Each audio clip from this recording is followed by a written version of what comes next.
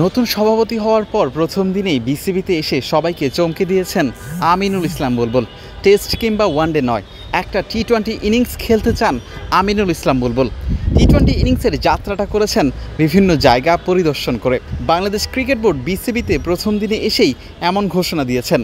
নতুন প্রেসিডেন্ট হওয়ার পর প্রথমবারের মতো বিসিবিতে প্রথম দিনে এসেই নিজের ছাপ রেখেছেন, কথা দিয়েছেন এমন কিছুই করে যেতে চান যেন সবাই মনে রাখে বুলবুলকে।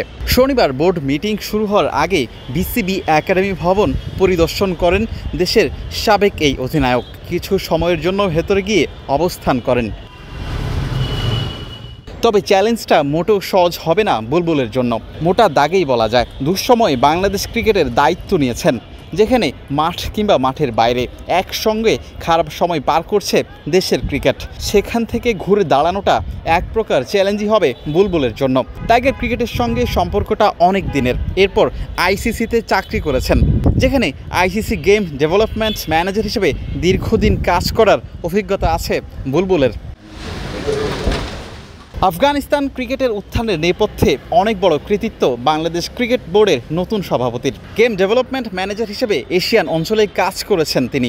সেখানেই দায়িত্ব পেয়ে আফগানিস্তানের ক্রিকেট কাঠামো উন্নয়নের পাশাপাশি বিভিন্ন ওয়ার্কশপ করেছিলেন। আরেকদিকে চীনা ক্রিকেটের জনক বলা হয় বুলবুলকে, যেখানে তিনি প্রথম ব্যক্তি হিসেবে চীনে ক্রিকেট খেলেছিলেন। এমনটাই অনেকেই বলছেন। ক্রিকেটের উন্নয়নে অন্যতম অগ্রদূত বলা যায় তাকে।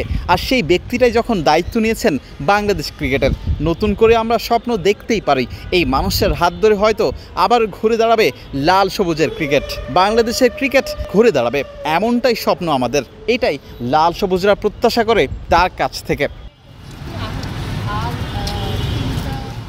মিরপুর হোম অফ ক্রিকেট থেকে বিলাল হোসেন শিমুল, ক্রিকেট 97।